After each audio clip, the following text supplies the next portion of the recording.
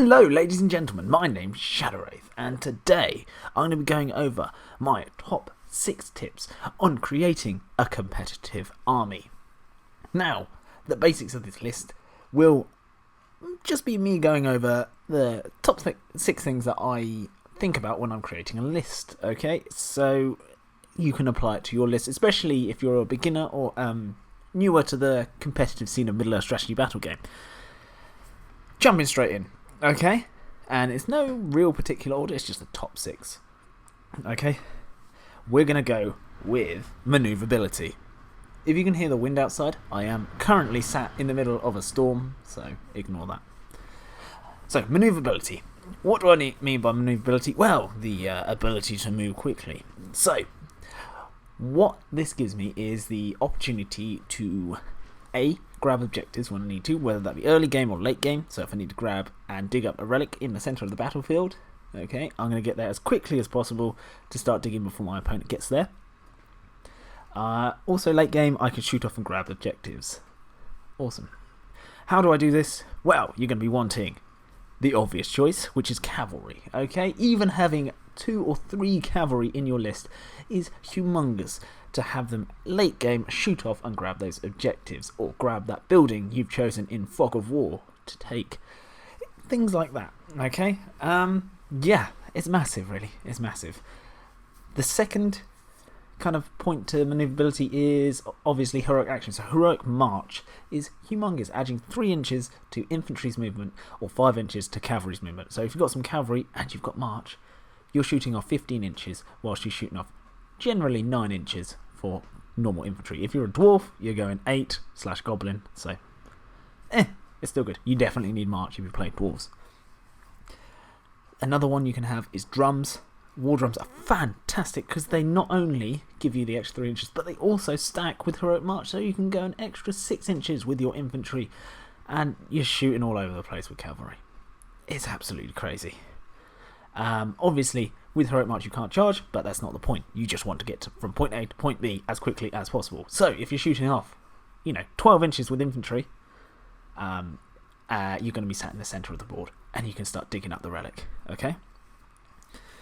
It also kind of picks where the battle starts, where you can pick where your fights are. So if you're doing reconnoitre and you're trying to run off the enemy's board edge, I believe that's the right scenario. Correct me if I'm wrong, but if you're fighting in the opponent's deployment zone, you have got a big advantage because you can then break off and start running off the board.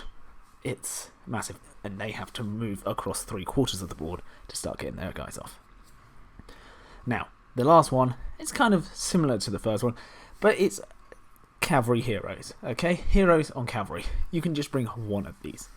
And the reason these are so effective is because they can call a heroic march for themselves, depending on who they are and if they have access to it.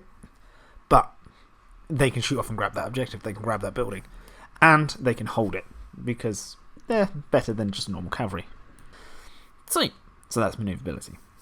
Okay, number 5. Talking about numbers, it's numbers. Boots on the ground. How many boys have you got with you? How many girls have you got with you? How many monsters have you got with you? So, the reason numbers are crucial in Middle-earth strategy battle game is because a lot of the objectives are held by having more of your own blokes around that objective than the enemy does. Yeah, self-explanatory. You can then start splitting your force off if you're going to grab 5 separate objectives, and you can have enough bodies to hold each objective. If you've only got 10 blokes in your force, you're going to struggle splitting that off into 3, But if you've got, 30, it's a lot easier. You've also got the option to trap. So if you outnumber your opponent, or even just have a substantial amount of bodies, you can then start enveloping the enemy, and once you start enveloping the enemy and their separate little warbands, especially if it's a nice little tight shield wall, you're going to start winning because you're going to be throwing A, more dice at them, and B, more wounding dice because you're going to double up on that. So it doesn't matter what their defense are. If you're rolling, say, 8 dice per guy to wound them, you're going to probably roll a 6 or 2. So, happy days.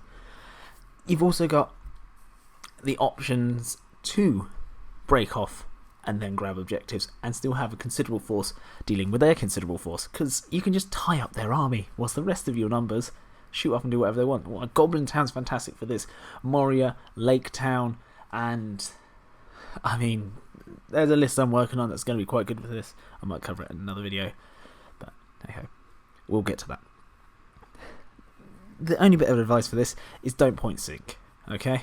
So unless you're playing a fully hero army, so Thorin's Company, Fellowship, you know, Rangers, whatever, and that's Rangers of the North, don't point sync. You do not need 360 point heroes in your list, okay?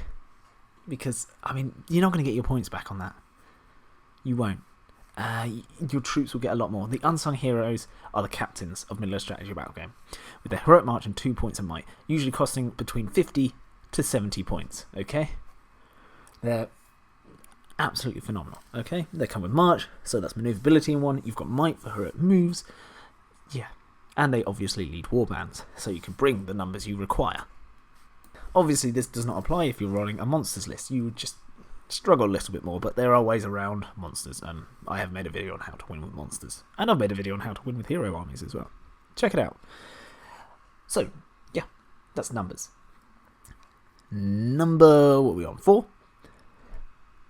Killing power. Killing power, okay? The ability to destroy your enemy in close quarters combat. So, or ranged, sure. But I'm going with close quarters primarily for this because I bring the other one up in a bit. So, the reason this is important, it's very obvious. You need to start taking down your opponent's models. If you're holding an objective, there's no point just standing there and bouncing off them and they're killing every now and then one of your guys. You've got to be taking them guys out. You've got to be, yeah, doing the damage, dishing out the dirt. Because some scenarios need you to collect kill points. So, you want this. Good examples, heroes on horses. If you have a hero, have a horse option, and they're a combat hero, so don't worry too much about Saruman, although put him on a horse, okay? Because 4 attacks is, well, 2 attacks is better than 1 on the charge. But Strider on a horse is a force to be reckoned with, okay? He's gone from 3 attacks, and he always wins on force. Now, he's gone to 4 attacks on the charge, and 8 attacks to wound. Always wounding on a fort. See the massive difference there? Mahad King, absolutely fantastic profile. I love him to pieces. He's so cheap, but he's strength 5. He's got a war spear. Charges in with 3 attacks. Okay, 4 attacks on the charge. Knock him down, and you've got 8 dice at strength 5 plus 1 to wound. Crazy. And this goes for any hero. Any hero. Okay, it's 10 points, and it's so worth it. Next is spears. Okay, so the weight of dice you're rolling, the amount of attacks you're rolling in the duel phase. So you can be fighting an elite army. He's fight 6. You could be fight 2. If you're rolling 4 dice to his 2, you're probably going to win the fight. Sure, he can waste all his might if it's a hero or whatever, but in the end, you're probably going to win the fight. Good example: elves, upgraded to Kingsguard, I believe, with Gilgalad. Okay, 4 goblins from Goblin Town can beat that elf. That elf is a hell of a lot of points, and he can be taken out. But even three goblins, okay? And if he's trapped, he's probably going to go down, because it's still strength 3. You know what I mean? 4 points per goblin, 8, 12. And I think they're 10 points with nothing else, if you want them to be fight 6. For the elf, yeah. You get my point. So weight of attacks, which is why pipe blocks are fantastic. They get the weight of attacks. Urukai pipe blocks are phenomenal. Okay, do not underestimate the Urukai pipe block. Especially, and this is how I like to run it. Sure, you can have Urukai sword and board up front, supported by 2 pikes. I like putting a berserker, because now you've got 2 attacks up front, and then 2 attacks coming from spear spots, so you're rolling 4 dice, okay? And yes, you can 2-hand with the guy up front, okay, with a +1 wound, because he's still got 2 unmodified dice. Yeah, so you can do some cheeky things, but you don't have to. Still rolling forward 4 dice at strength 4 is phenomenal. The last point is add banners. A lot of newer players that I've recently been helping out with their list always forget to add a banner. Okay, 25 points seems like a big investment, but it's worth it. Okay, because it's essentially another dice. If you roll like 3 attacks with your Urukai pipe block, or 4 attacks, and you roll like absolute rubbish, you got like 2 3s and a 1, you can then go, I'm going to re-roll that 1, and it could turn into a 6. It could. And it has done many times against me. I've done it to people as well. But it's massive. It's a big difference when you see someone with a banner and without. Okay, because they will earn a lot more of their duels. And plus you get victory points in some scenarios for them. So why not bring it? 25 points. You only need one. Bring it. And you can keep passing it off. That is killing power. Fantastic. And that was, number 4? So, we got to number 3. Resources. Now, I've kind of bracketed this into its own listing. Otherwise, this would be like top 8 or top 12. But, resources, I mean might, magic, and, well, courage, I guess. Okay? So, might is self-explanatory. If you have might, you are going to be dictating the game late game. Okay? If you go to a 600 or 800 point game with 3 points of might, you're going to run out. Let's be honest. And at the end game, if your opponent's got might, they get to pick if you get to move first or if they get to move first. Every single time. Okay? Because if you win priority, they go, well, I want to move first. Heroic march. Heroic move. What are you going to do? Oh, nothing? Okay, I'm going to move. Or if they don't want to move first, they can let you just move first. Obviously, if they win priority, they have to move first, but that's fine. It's a lot easier to move first late game. It's very important late game. So don't underestimate it. Of course, you've got might for heroic marches, so it's maneuverability, which is my number 5 point, 6 point. And you've got killing power in there, so +1 to your dice rolls for wounding, for duel rolls. You've got heroic combats where you can bring like 4 blokes with you and your hero if you've got the perfect heroic combat into another combat. You can strike to take out the big scary things like trolls or Azog or whatever. Yeah, it's phenomenal. It's phenomenal. There's so many heroic actions, so many ways to use it, so many ways to affect your game and control your game. And that's what it's about. You want to control your game at the end of the day. Magic. Okay? Will. So this brackets both in anti-magic and good magic. So the point of having magic in your list is fantastic. I use ring wraiths. As you can tell by my name, I love wraiths because I use them in these roles. They can be anti-hero. Okay? Transfix, sap will, drain courage. Yeah, that can just nullify a hero.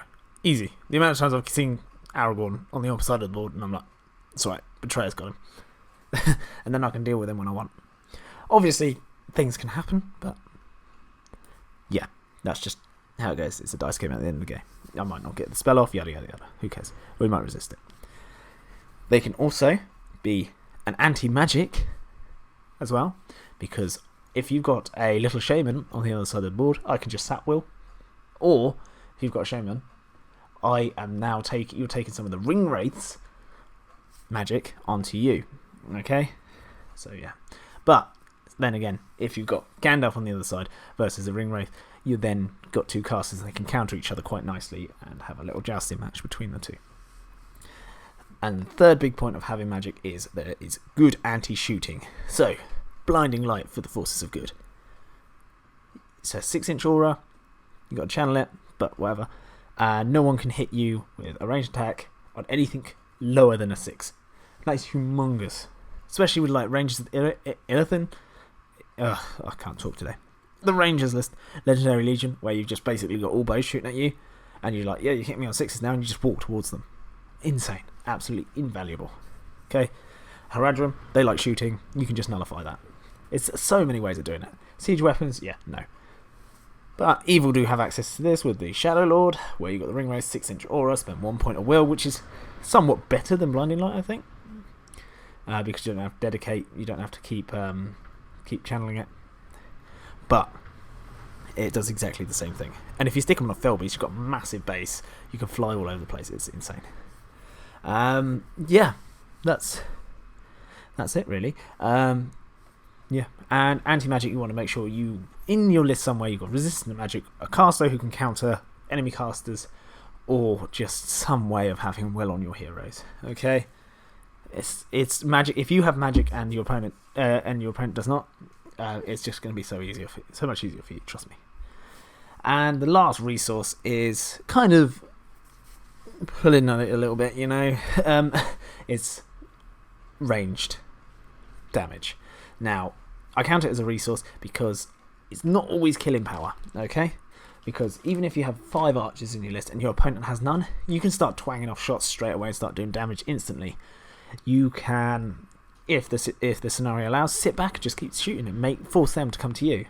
You can also deny areas of the battlefield, so Uruk-hai crossbows or arbalistas for Corsairs of Umbar, or even normal bows can be scary, elf bows as well. There's an area, right flank, you've got your bows situated in a building, looking down. They're going to be a bit hesitant to stick some cavalry there, because the chances are you could dehorse them. They can stick Elendil on horseback, and they might not go for that flank, because you've got those 5 bows looking down that range, and you're going to be shooting at them. Oh wow, that wind is strong. Apologies again about the wind. Yeah, I just wanted to get a video out. So, yeah, I have to go and bear the wind. So, you do it in my video. Yeah, there is the chance, the slightest chance, that they can lose their horse. And a lot of people won't risk it. They really won't. So, bows are fantastic. Even if it's like nothing, like, you know, Easterlings with a couple of bows, who are Easterling archers, whatever. Alright, now, moving on. Number two. We've got courage. I always think about courage. Now, it's not always look at my base courage, but that is good. If you've got solid courage, so courage 3 to 5 is the ideal range. Obviously, 5 being fantastic, 3 being minimal. If you're looking at courage 2, oh, yeah, I pray for you. But 3 is ideal, 4 is perfect, 5 is fantastic. And this is just A, because when your army breaks, you take courage tests, and B, if you're going up against terror-causing enemies / terror-causing armies, and they are out there, and they're terrifying. Ghosts, Angmar, you know, Dead of Dunharrow, Angmar, half-trolls cause terror, monster armies, things like that, okay? Now, how do we get around this? Well, evil, you're going to be struggling with courage, but GW have given you something called Shamans, and they come with a spell called Fury, which is absolutely fantastic because it's a 6-inch aura, I believe. I'll have to double check that. It is indeed 6 inches, where you pass all courage tests automatically. If you channel it, you also get a 6+ ignore wound save, so like a fate save, but for everyone within 6 inches of them. As long as they have the right word, because they usually come with Fury in brackets Uruk-hai, Fury in brackets Goblin. You get it. So, that's a fantastic option. Plus, Shamans are useful in other ways. This is fantastic for charging, terror-causing armies, standfasts, things like that. Not standfast, courage tests, so broken force test. Which brings me on nicely to the second option. Having good standfast. If you can get a hero of legend in your list, and they're not bad as a leader, so they can kill stuff, and they're pretty solid, do so. Serpent Lord is fantastic, okay? He brings a banner, which is on my killing power thing. He brings 3 might, and he also is a hero of legend, so it's a free 12-inch standfast, because standfast is either 6 inches, or some of them have 12 inches, depending on the hero. Awesome, okay? That's the other option. A lot of captains dotted about with higher courage, also are fantastic because they can use their standfast to keep the rest of your lower courage troops around for longer. And the last option is having immune to terror, immune to courage tests. So the Balrog's fantastic because it gives a 12-inch aura of it to all his goblins. Or you've got Bodyguard or Swarm Protector. Bodyguard, you just ignore courage tests. You don't care. Swarm Protector, as long as a certain model, which will be in brackets, is alive on the battlefield, they will ignore all courage tests for everything. So this can guarantee you charging, terror-causing enemies. And the reason it's important is because as a Dead of Dunharrow player myself, I like it if I lose priority against a low courage army, because they then try and charge me, if they dare. And say 10 people try and charge me.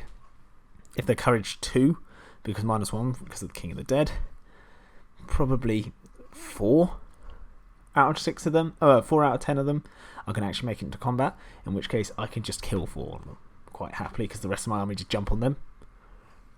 Yeah, or it splits up their army. It's massive, absolutely massive. Yeah, and it can counter cav charges, things like that. Now, the number 1 slot goes to, well, backup plays. So, what I mean by backup plays is every army has an ideal way of being played. You've got the Gulliver Witch King build, so yeah, the Witch King supports Gulliver and he does his thing. You've got the the Balrog being the absolute key killing power in your list. He's going to destroy everything. That's a way forward, and the goblins do the thing of like chaffing up everything else. Camels do impact hits, yada yada yada. You've got all cavalry models, and they're going to shoot around and envelop the enemy. You're going to stay shooting the entire game. Okay, if you're playing Rangers of Ilithan and Harad, fully shooty army, or as shooty as possible. Yeah, they've all got their plays. Now, what happens if I tell you you've got your Rangers list, Legendary Legion, and I've brought the Shadow Lord? What you're going to do? Well, you're going to have a backup play.